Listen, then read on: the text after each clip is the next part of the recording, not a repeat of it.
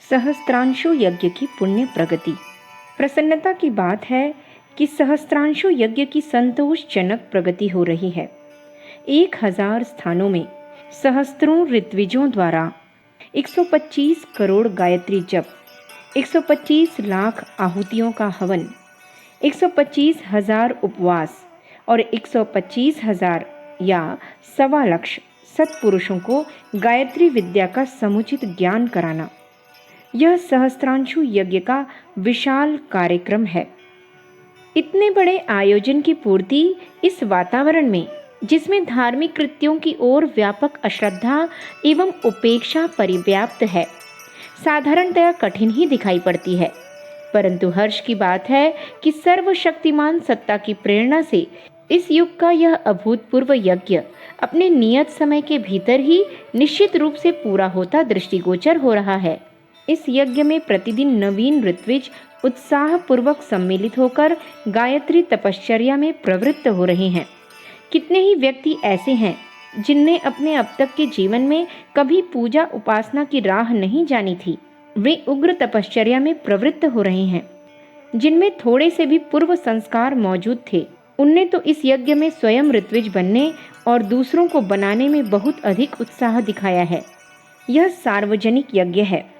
किसी एक व्यक्ति को इसका श्रेय या पुण्य नहीं मिलेगा, वरन साझे की खेती की तरह हर एक भागीदार को उसके परिश्रम के अनुसार उपयुक्त भाग प्राप्त हो जाएगा।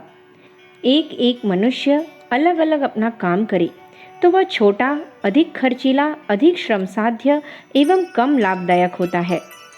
किंतु यदि अनेक मनुष्य एक साथ सम्मिलित होकर अपने श्रम, धन, कौशल, चातुर्य आदि को इकट्ठा करके कोई उत्पादन या व्यवसाय करें, तो वह कार्य भी बहुत विशाल होगा और उसमें लाभ भी हर एक भागीदार को अधिक होगा।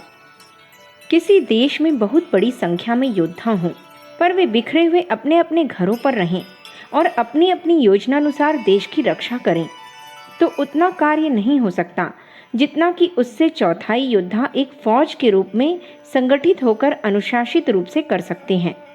जैसे थोड़ी थोड़ी पूंजी से एक एक आदमी दियासलाई बनाने का काम करे, तो उससे दियासलाई बहुत थोड़ी बनेंगी, अधिक महंगी पड़ेंगी और उन्हें सर्वत्र भेजने की व्यवस्था भी न हो सकेगी।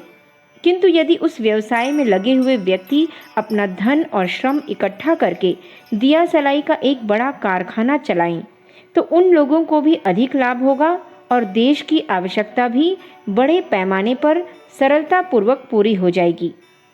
इस यज्ञ को भी ऐसा ही साझे की फैक्ट्री, लिमिटेड कंपनी, मुक्ति फौज, सार्वजनिक संस्था या सामूहिक तपश्चर्या समझना चाहिए।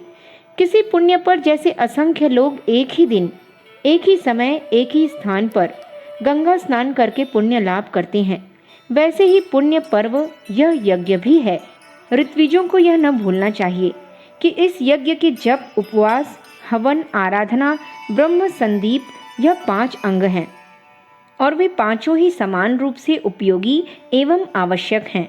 इनमें से किसी की भी उपेक्षा नहीं की जानी चाहिए।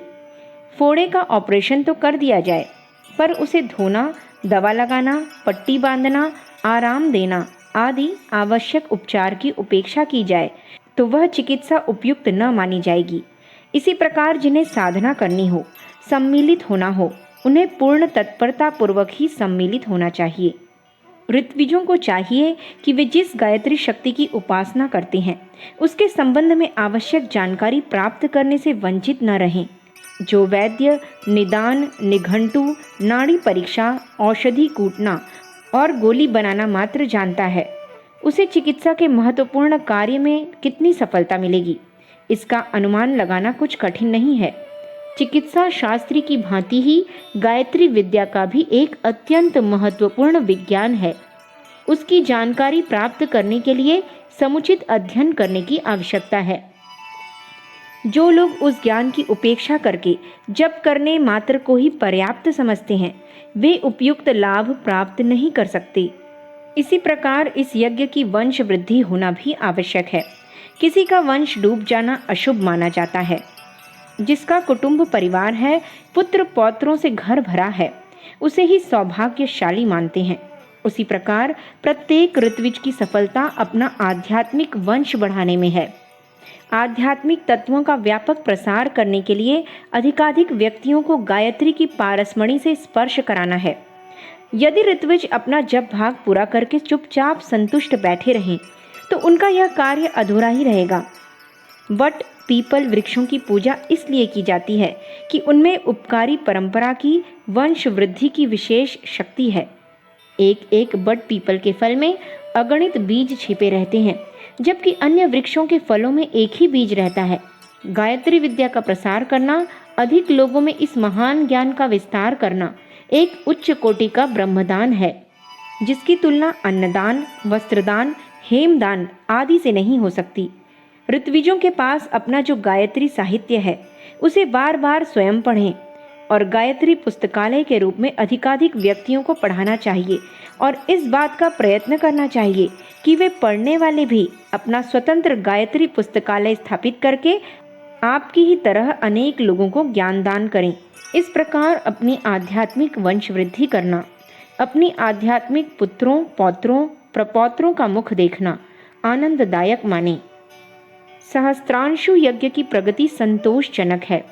सर्वशक्तिमान माता की प्रेरणा से इस युग का यह अभूतपूर्व यज्ञ पूर्ण सफलता के साथ संपन्न होगा, ऐसा विश्वास है।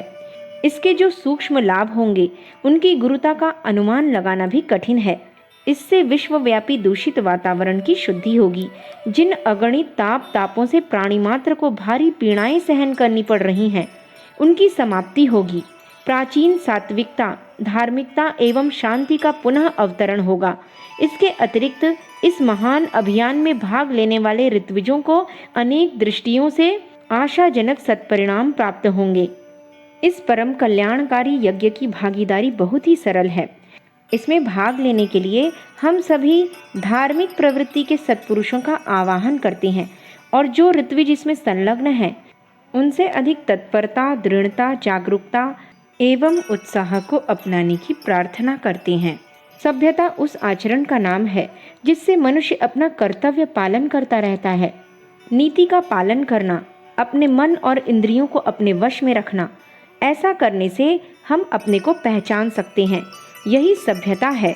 इसके विरुद्ध जो है वह सब असभ्यता है। अखंड ज्योति, जनवरी सन 1952, पृष्ठ संख्या 38-39। हमारे YouTube चैनल विचार क्रांति दूत अखंड ज्योति पत्रिका को सब्सक्राइब करें एवं अगली वीडियोस प्राप्त करने के लिए बेल आइकन दबाएं। धन्यवाद।